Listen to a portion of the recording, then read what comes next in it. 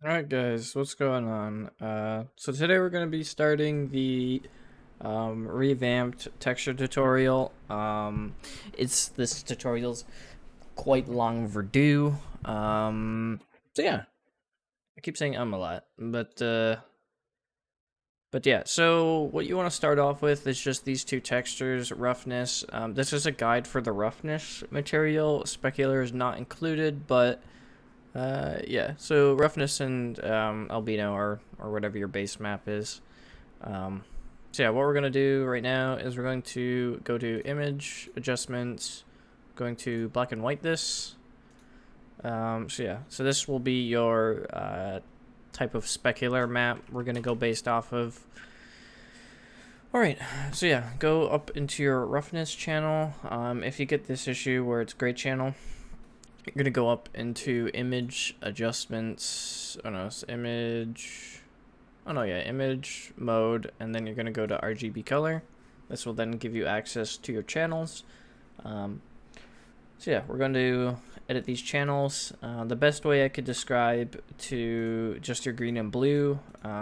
Blue is your glossiness channel, green is your specular, so green's going to be your metallic-y channel, and then this is just going to be your, obviously, gloss. So go ahead and hit Control L. This should bring up your levels.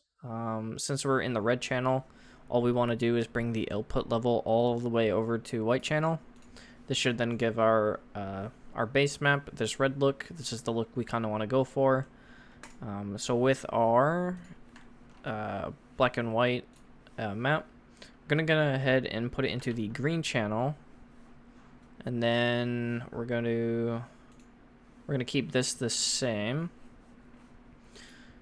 So then now you have a map that looks similar to this, where yellow is going to be your metallic, and I believe reddish is going to be your glossiness. If I can look at the... Yeah, so black in this channel or gray. You can go darker than this, but I wouldn't really touch this much. But yeah, gray, and then in this channel... So this isn't going to light up too much. Basically anything black in this channel is going to have no light effect on it, and anything gray or white is going to have a metallic look to it. So yeah, so we're gonna go ahead and try out this map, but I honestly think it's gonna be too bright. So we're gonna hit Control L, but instead of adjusting these, because this doesn't give you like that much work, like in terms of what you want. So what we're going to do is we're going to hit options. This should bring up your auto color corrections, but we just want shadows, and now we can adjust the highlights. So if you want like your whites to be brighter, you can actually hit 8 or 9. This should bring it up, but you shouldn't have it this high. This comes off really extreme, I would say. So actually we're gonna go back and just hit 9.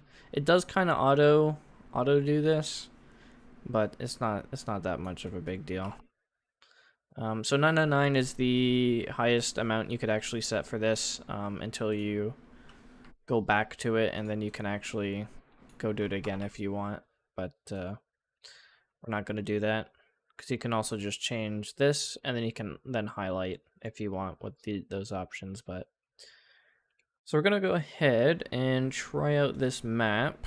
As you can see, the texture did change, so now this should be quite metallic, and then all this should be what polymer looks like. We'll probably see some stuff that we'll want to change later, which we can just go highlight stuff or invert it later. But let's go ahead and export this as a PNG. I already have my folder structure set up here, so all we're going to do is do Glock and then smdi. Then we're going to hit save. I'm not sure which map it is, so we're just going to go ahead and guess on that. Gonna go nohq.png.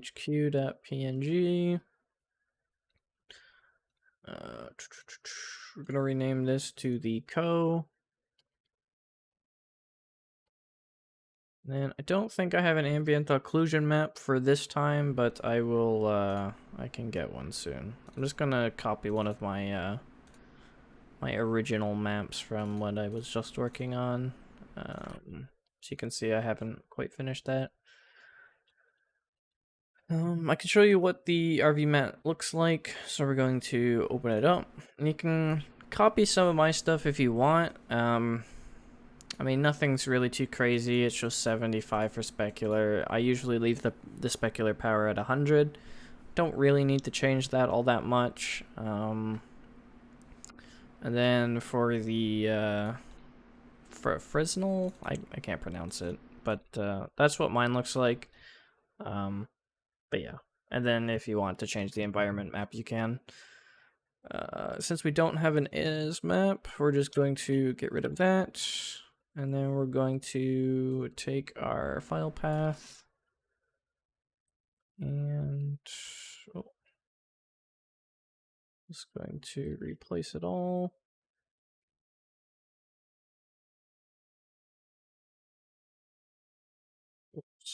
You also want to make sure that these paths are correct. No HQ should be at the top, and what is it? Stage 4 should be your ambient occlusion maps, and your final for your smdi should be your last one. If you change this up, you'll absolutely get wonked textures, so don't do that.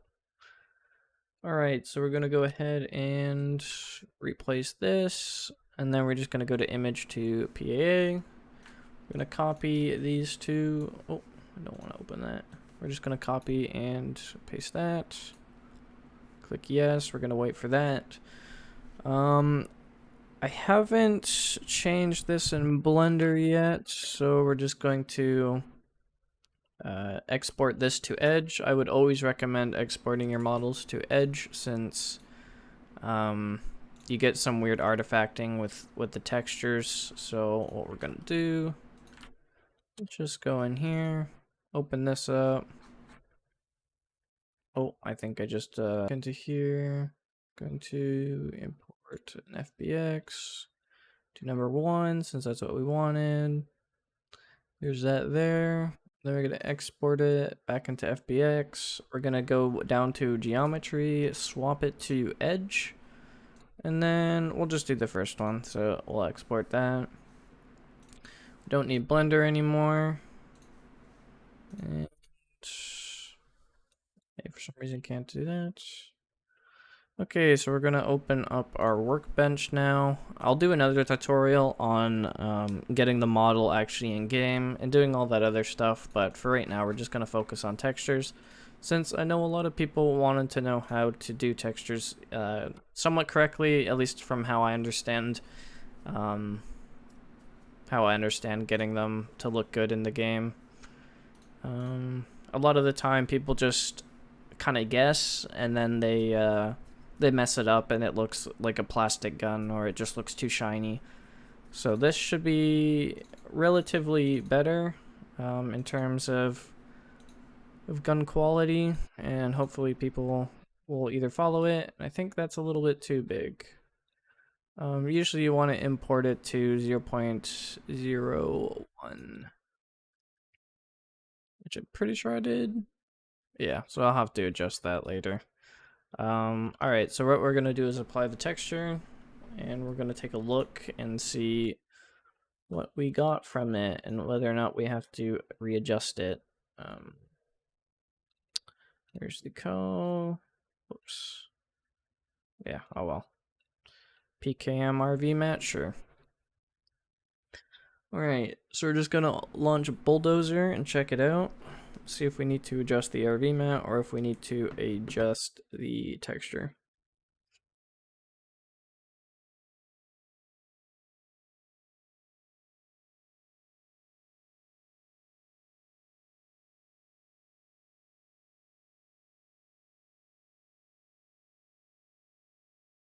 Alright, this gun's awfully big, but as you can see here,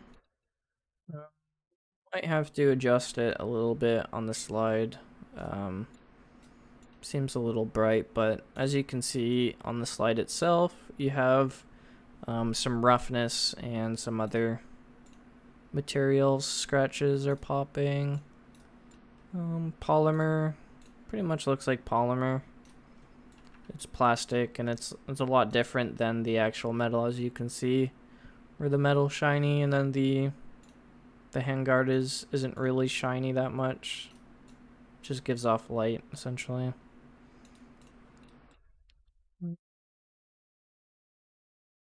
Yeah, we could always adjust the slide later, but I mean, all in all, it's not too bad. I don't think the ammo's in there, you know. Dayz does have this weird thing, as you can see on the side. I don't know if I can.